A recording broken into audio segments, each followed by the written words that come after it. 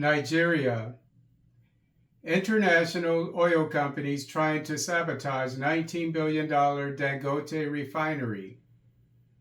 The founder of Dangote Group, Aliko Dangote, and Vice President of Dangote Industries Oil and Gas, Devakumar Edwin, accused Nigerian and international oil actors of trying to sabotage the $19 billion Dangote oil refinery and petrochemicals, which has the capacity to supply gasoline and diesel to West Africa and Central Africa, as well as aviation fuel to the whole African continent.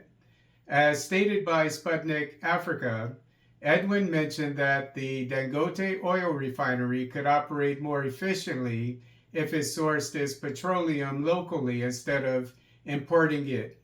However, as stated by Vanguard, Dangote laments that the international oil companies, IOCs, operating in Nigeria are trying to undermine the refinery by increasing the price of oil above the market price, which forces it to source its petroleum from the United States at a higher price.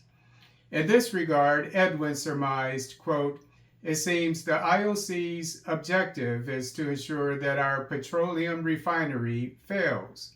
It is either they are deliberately asking for a ridiculous, humongous premium, or they simply state that crude is not available," unquote.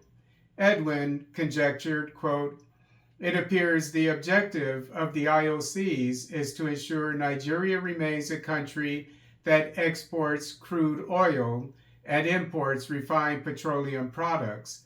The IOCs are keen on exporting the raw materials to their home countries, creating employment and wealth for their countries, adding to their GDPs, and dumping the expensive refined products into Nigeria, thus making us dependent on imported products," unquote.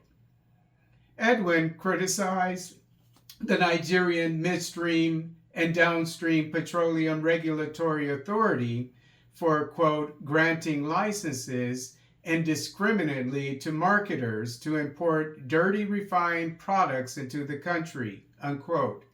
Edwin also revealed that out of the 25 licenses the government issued to build refineries, only Dangote Group made good on the offer.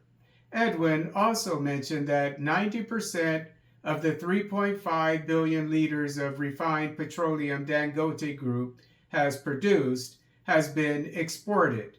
According to Punch, while speaking at the Afrexim annual meetings, Dangote likened the oil cartels to the mafia.